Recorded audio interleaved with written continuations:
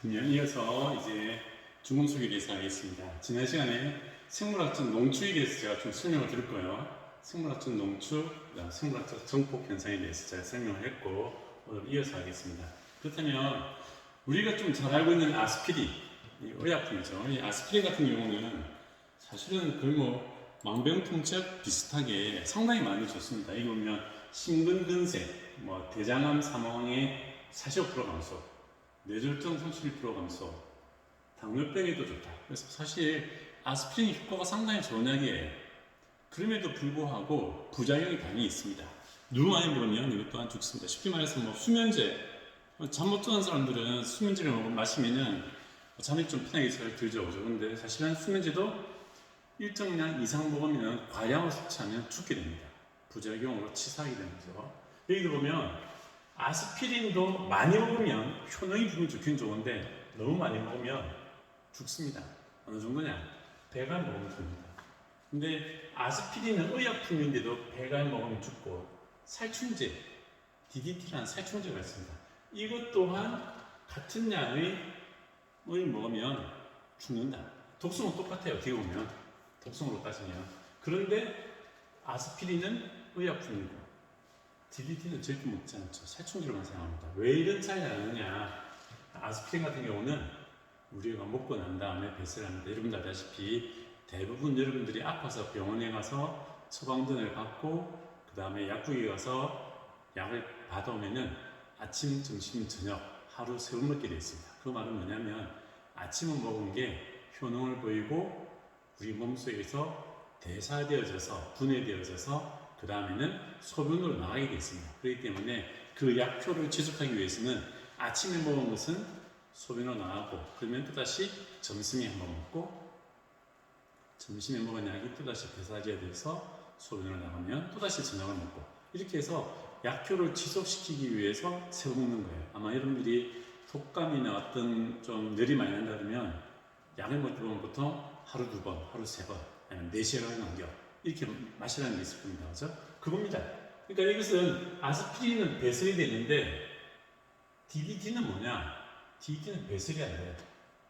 그러니까 이것은 여기 적혀 있죠. 아스피린은 하루에 0.5g, 1g을 무기한으로 먹어도 해가 없다. 왜냐? 먹고 난 다음 우리 몸에서 분해가 되어져서 배설되어져 나가기 때문입니다. 그런데 DDT는 어떻게 되느냐? DDT는 계속적으로 섭취하게 되면 우리 체내에 생물 농축이 일어나가지고 즉 밖으로 나가지 않고 체내에서 농도가 점점 높아지는 거예요. 바로 이 말입니다. 지난 시간에 얘기했죠. 생물학적 농축 이렇게 조금 들어오면은 조금 들어오고 나이가 들어도 빠져나가지 않기 때문에 계속 체내에 쌓이기 때문에 농도가 높아지는 거예요. DDT가 이런 겁니다.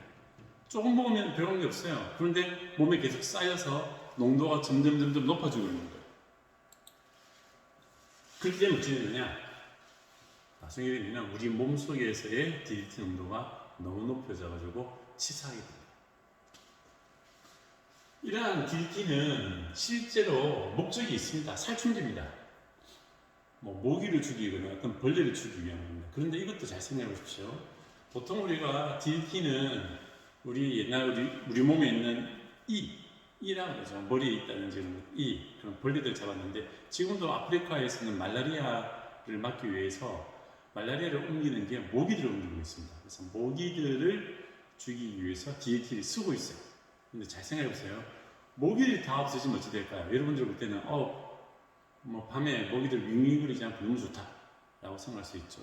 그러나 이 자연 생태계에는 모기도 하나의 먹이 단계로서 생태계 한 위치를 작용하고 있습니다. 자, 보십시오.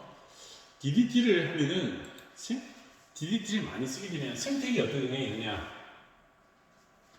DDT의 목적은 아까 말한 것처럼 이런 벌레, 우리한테 사람한테 안 좋은 모기를 잡기 위함입니다. 모기를 잡기 위함인데 이것을 죽여버립니다. 뭐 찌르느냐? 이것뿐만 아니라 이러한 말벌도 죽일 수 있습니다. 이런 벌레를 죽이면 어떻게 되느냐? 이 벌레는 사실은 이러한 캐터필러라고 하는 애벌들을 잡아먹어요. 그런데 이 DDT를 뿌림으로 말미암아 모기를 죽이려고 했는데 모기도 죽이고 이러한 벌들도 죽인다. 벌들을 죽이면 어떻게 되느냐? 이 벌들은 이러한 애벌레를 먹어야 되는데 이런 애벌레를 먹을 수 있는 벌이 없어져 버리는 거야. 그럼 어찌 될까요? 이것이 오버파퓰레이션, 대량 번식하게 되겠죠. 이들이 대량 번식하면 어떻게 되느냐? 쉽게 말해서 이러한 마을에 있는 초가집 보고 있는 이 초가를 다 갉아먹어버립니다. 사람이 살기 힘들어지는 거예요. 그죠? 예를 들어서 이렇게 되면은 이 DDT는 모기를 잡습니다. 말라리아를 일으키는 모기를 잡는다. 하지만 이러한 DDT가 나중에 어떻게 되냐면 식물이라든지 그런 것을 농축이 되면서 끝내 이렇게 개코라고 그러죠. 이런 도마뱀. 이런 도마뱀에 농축이 되어버립니다. 농축이 되고 이 농축이 된 것을 고양이가 이걸 잡아먹습니다. 고양이가 어떻게 되느냐? 개코를 먹은 고양이는 점점 이 고양이 안에는 DDT가 더 농축하게 되고 끝내는 야생 고양이가 죽게 됩니다. 야생 고양이가 죽게 되면 어떻게 될까요? 야생 고양이가 잡아먹는 들쥐가 또다시 아까와 똑같이 오버파퓰레이션이 됩니다. 들쥐의 개체수가 증가하는 거예요. 그럼 어떻게 될까요? 쥐들이 막 커지면 여기 있죠? 전염병이 창궐할 것이다. 흑사병과 같은 거죠. 그죠? 흑사병이 뭐죠? 어떤 전염병이 쥐를 통해서 퍼진 거죠. 그죠? 이렇게 우리는 쉽게 그냥 우리 삶이 좀 더 편해지기 위해서 모기를 잡는다고 해서 이걸 뿌렸지만 절대적으로 DDT는 모기한테만 영향을 주지 않습니다. 그와 비슷한 벌레들을 죽이셔서 이러한 영향 혹은 이것이 생태계에 잔류하게 되면서 생물 농축, 생물 확대를 거쳐서 끝내는 이런 고동생물을 없애버리면 이것의 먹이 생물인 들쥐가 퍼지게 됩니다. 이렇게 해서 되느냐 생태계 균형이 깨어지게 될 수가 있습니다. 그래서 지금은 모기를 죽일 수 있는 엄청나게 좋은 장점이 있음에도 불구하고 DDT는 사용을 못하게 합니다. 사용이 중지되었습니다. 사람한테도 부작용이 있다.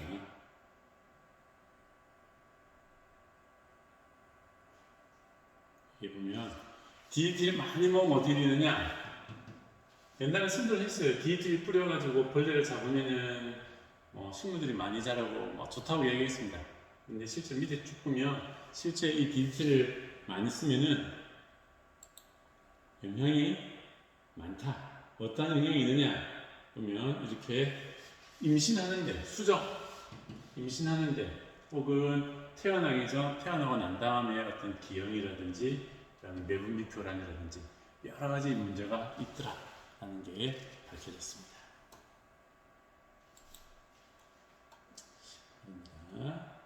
자, 이러한 DDT를 뭐라고 하느냐? 잔류성 물질이라고 합니다. 잔류성. 즉, 체내에서 어떤 사람이나 동물, 이런 생물체 내에서 분해되지 않고 계속 잔류하면서 농축되어서 농도가 높아지게 되고 그리고 그 높은 농도로 인해서 독성을 보이는 물질을 잔류성이라고 합니다. 자, 밑에 한번 읽어보시면 됩니다. 자, 그리고 이게 바이오 컨센트레이션이라는 표현이 있는데 이 책에는 생물 농축, 생물학적 증폭 현상, 바이오 매니피케이션 이것은 먹이 연쇄 과정을 타고 그 다음 먹이 단계, 그 다음 단계, 그 다음 단계로 가면서 농도 높아지는 것을 말합니다.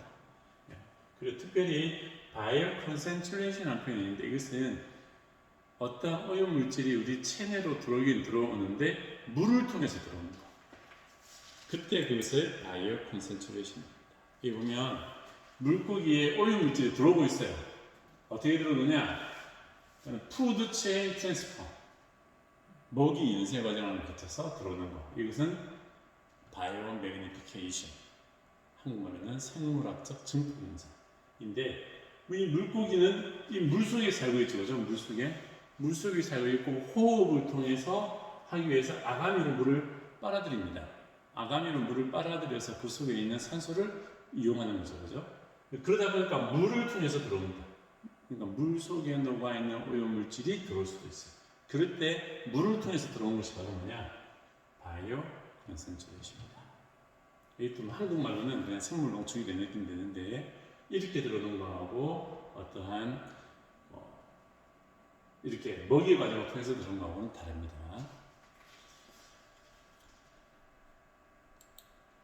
자, 오염 정도를 어떻게 측정하느냐? 오염 물질의 농도를 측정하는 것은 농도는 보통 보면 마이크로그램 퍼 그램 혹은 마이크로그램 퍼 킬로그램 하나는 100만 분의 1 파트 퍼 밀리언에서 ppm 이것은 파트 퍼 빌리언입니다. 수십억 분의 1 그래서 ppb 여러분들이 ppb, ppm 많이 들어봤죠? 그죠? 그래서 보통 오염 물질의 농도 단위는 이렇게 나타납니다. ppm이나 ppb 이렇게 나타납니다. 그리고 이때 농도를 나타낼 때 밑에 있는 이것은 뭐냐면 사용되어진 시료의 양입니다. 토양 같은 경우는 토양 1g, 생물 같은 경우는 생물 1g, 물 같은 경우는 물 1리터 그렇게 표현할 수 있겠죠. 근데 생물이나 토양 같은 경우에는 물을 보통 머금고 있습니다. 물을 머금고 있기 때문에 물을 포함하느냐 안 하느냐에 따라서 또 단위가 또 달라져요. 여기 보시면 습식 중량 이 말은 무슨 말이냐면 그냥 신체로부터 제거되어진 조직 전체 여러분들이 만약에 굴을 먹겠다 생굴을 먹겠다 그러면 어떻게 되죠? 굴 껍질을 까가지고 그냥 칼로 툭 해서 굴을 빼냅니다. 그러면 물이 뚝뚝뚝뚝 떨어지죠. 그죠? 그러한 생굴 아마 수분 함량이 한 60-70% 이렇게 될 겁니다. 그럴 때 물이 그대로 남아있는 상태를 습식 중량이라고 합니다.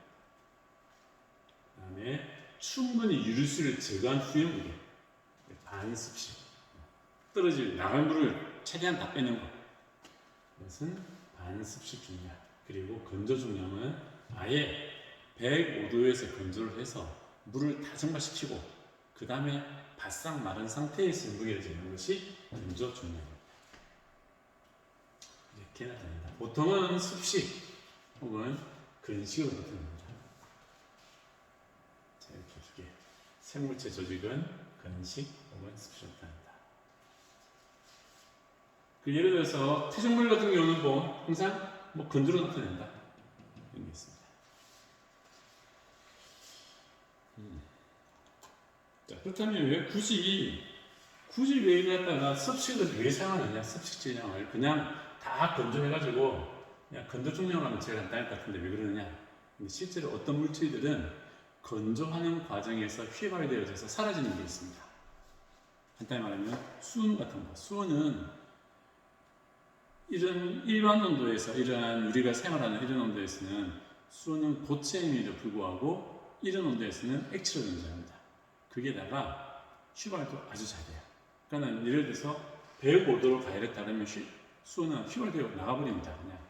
그러니까 내가 오염물질 중에서 대표적인 오염물질 중금속이 바로 뭐냐? 수은인데 수은을 재겠다 그러면 건조할 수가 없어요. 습식으로 측정해야 됩니다. 습식으로 중량을 재고 그 다음에 측정을 하고 난 다음에 나중에 다시 수분 함량을 재가지고 건조 중량으로 환산할 수 있습니다. 그렇죠? 그렇기 때문에 이렇게 습식 중량, 건조 중량, 반습식 중량 이렇게 다양한 무게를 질 수가 있습니다. 자, 유입평론. 이 유입평론은 저 앞에 보면은 기름 할 때도 그랬습니다. 기름의 유입평론. 그 다음에 해양 오염 물질의 유입평론에서 이야기했는데 여기서는 이제 자유성 물질. 특히 여기서는 사실은 이제 금속을 말합니다. 금속은 어디로부터 오느냐 말입니다. 한번 책을 넘겨볼까요? 책을 넘겨보시면 여기 대기로부터 들어온다. 대기, 그 다음 페이지 보면 강, 그 다음 페이지 보시면 기타. 세 가지입니다. 그냥. 하나는 대기, 강, 기타. 자, 먼저 대기를 먼저 보겠습니다. 먼저 대기를 보면 여러분들 지금도 우리가 벌써 그런 이야기 하죠. 봄철 되면 황사 때문에 코를 막고 다니고 그렇게 하죠. 그런데 요즘에는 황사 이야기하면서 사실은 황사에 묻어있는 오염물질 그런 표현도 많이 씁니다. 옛날에는 그냥 먼지가 많다라고만 표현했는데 사실은 먼지에 붙어있는 오염물질에 대해서도 이제는 사람들이 관심을 가지고 있습니다. 과학적으로는 벌써 알려져 있습니다. 대기로부터 중금속이 많이 들어올 수가 있다. 여기 보시면 바람에 날리는 부유먼지에 들어있는 알루미늄. 화산 활동을 통해 지각으로부터 빠져나오는 수은 이런 게 아주 많다. 납 같은 경우는 인간 활동에 의해서 많이 이용되어지는데 이런 것들이 증발되어서 대기로 많이 빠져나온다. 대기로부터 끝내는 다시 비나 눈이 온다든지 그러면 깔아앉겠죠, 그죠? 그러면서 이제 다시 육상으로 들어오는 거죠. 자, 얼마나 되느냐 보겠습니다. 여기 보시면 이렇게 납 같은 경우 이건 모든 비소, 카드뮴, 구리, 납, 니켈, 아연인데 자연적인 소스에 의해서 들어온 양도 항상 있습니다. 예, 항상 있습니다. 화산 활동이라든지 다른 데 풍화에 의해서 자연적으로 그냥 들어온 경우도 있는데 인위적인 활동으로 대기로 드러나는, 대기로 방출되어지는 이러한 금속의 양이 얼마냐 했을 때 꽤나 보이죠? 보이는데 특히나 납 같은 경우에는 그 양이 아주 많다.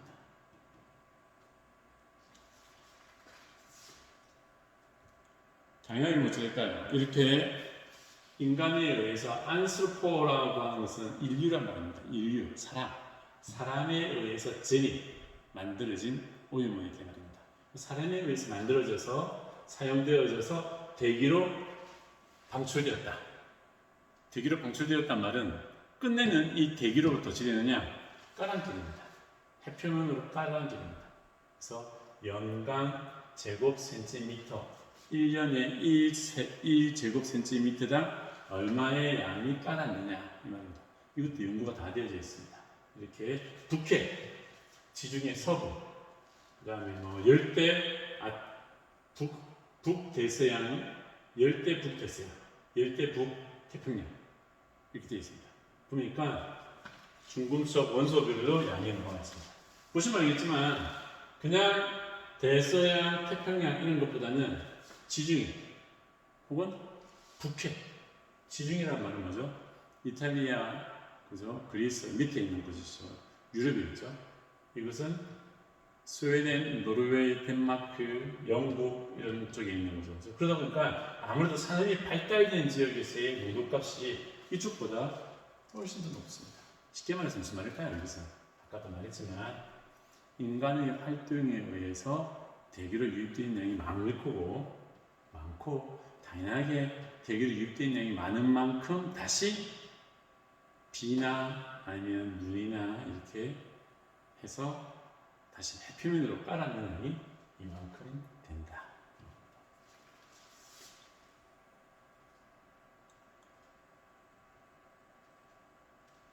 자, 여기도 말했습니다. 했던 말 그대로 합니다.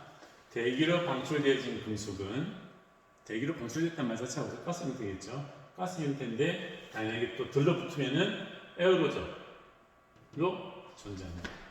그리고 그것은 한번 올라갔다 해서 영원히 대기에 있는 게 아니고 대기 중에 납의 경우에는 체류 시간이 한 5일 정도 된다. 그러니까는 인간 활동에 의해서 납이 휘발되어져서 대기로 올라갔다 그러면 대기에서 평균 5일 정도 머무르고 끝내 5일 후에는 다시 깔아앉더라. 해양이나 아니면 육지로 깔아앉게 된다. 하지만 납 말고 그 외에 가스산 유기화합물, 가스산이네요. 유기화합물 이런 것들은 체류 시간은 수십 혹은 수백이다. 일단 더 오래 대기상으로 존재할 수 있다.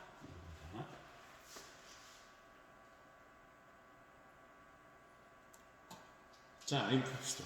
금방 내가 말씀드린 것처럼 인간 활동에 의해서 대기로 어떠한 잔류수용질이 올라갔다가 일정 시간 체류하다가 끝내 다시 침투되어진다. 깔아앉는다. 그 말이죠. 자, 그렇다면 대기에서 해양으로 들어가는 게 있습니다. 분명히 위에 있는 바다표가 그렇죠. 1년 동안에 단위 제곱 센티미터당 얼마만큼의 중금속이 들어오느냐 연구가 다 되어져 있습니다. 하지만 대기에서 해양으로 들어간 것도 있지만 해양에서 대기로 또 나오는 것도 있습니다. 자, 이런 겁니다. 아마 여러분들이 지금 한번 바닷가에 돌아다니면은 왠지 모르게 공기가 맑다 내지는 바다 냄새가 난다 그런 표현을 많이 씁니다. 왜 바다 냄새가 나느냐? 이런 거죠.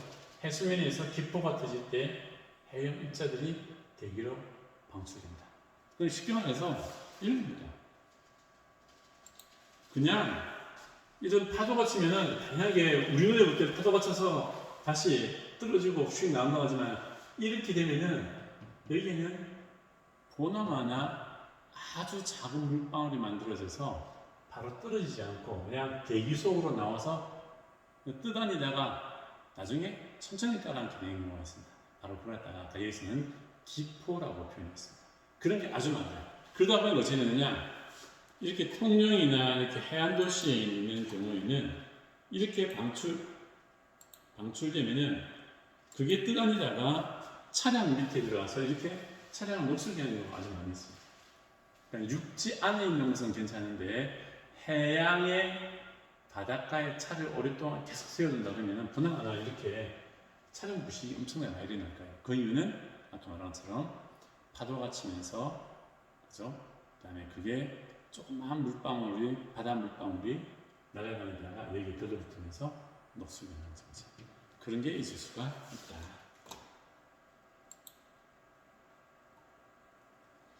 자, 그리고 또한 이런 것도 있습니다. 이게 부패라고 하는 것인데, 이게 바다에 있는 다양하게 식물성 형태 많이 있죠. 그중에서 이러한 코코 미소포러스라고 하는데, 뭐 생기게 생겼습니다. 그냥 식물성 플랑크톤이에요. 이것은 무엇을 만드냐면, 자연상에서 다이미틸슬파이드라고 하는 걸 만든답니다. 이것을 만들어서 이것을 대기로 끝내는 방출시킨다. 그럼 어떻게 되느냐? 여기 슬파이드에 의해서, 항에 의해서 그 주변 지역에 산성비를 내리게 한다. 그러니까 산성비가 어떻게 보면 우리는 지난번에 얘기했지만은 질산, 질소죠. 그 휘발유 등에 포함되어 있는 질소나 황이 연소되어지면서 질산, 황산을 만들게 되고 그게 끝내는 산성비로 내리게 된다라고 해서 산성비가 사람의 활동에 의해서 자동차의 어떠한 매연에 의해서 만들어진다 그렇게 얘기했는데 그 외에도 자연적으로도 이렇게 해양 생물에 의해서 만들어진 이것이 대기로 방출되고 난 다음에 대기에서 물과 반응을 해서 산성비를 내리기도 한다라는 게 밝혀져 있습니다. 자, 이렇게 어떤 오염물질들은 대기로 유출되어졌다가 대기에서 다시, 그러니까는 이 말이죠. 인간 활동에 의해서 여기에서 차량이라든지 여기서 이쪽으로 대기로 빠져나갔다가 유출되어졌다가 끝내는 이것이 일정 시간이 지나면 바다로 들어오게 된다 그 말입니다.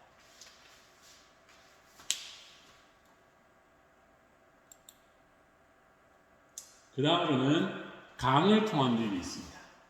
그래서 어떻게 보면 바다가 있으면 바다에 들어올 수 있는 것은 위에 있는 대기, 그 다음에 이렇게 흘러 들어오는 게 있겠죠. 강을 통해서.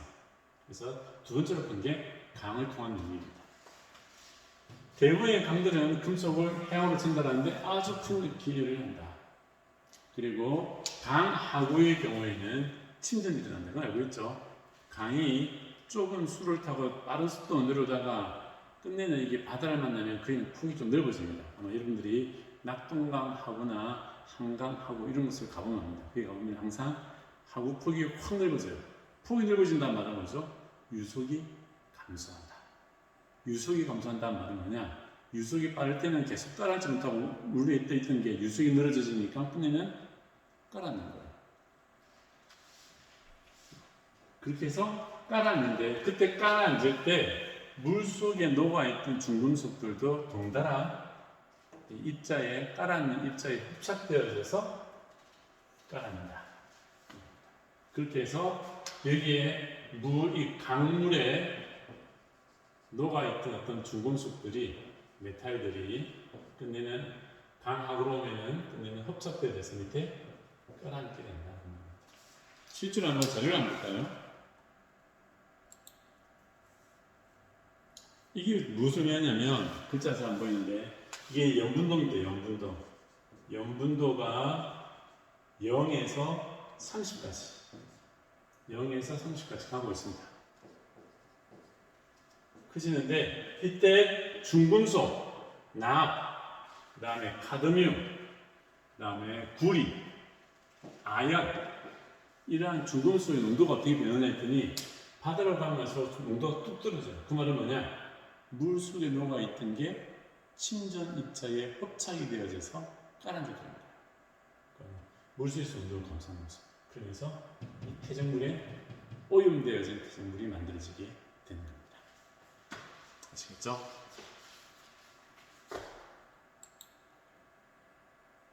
자, 그 다음으로는 기타 유입 분모가 있습니다. 여기에 대해서는 다음 시간에 이어서 2교시에 이어서 하도록 하겠습니다.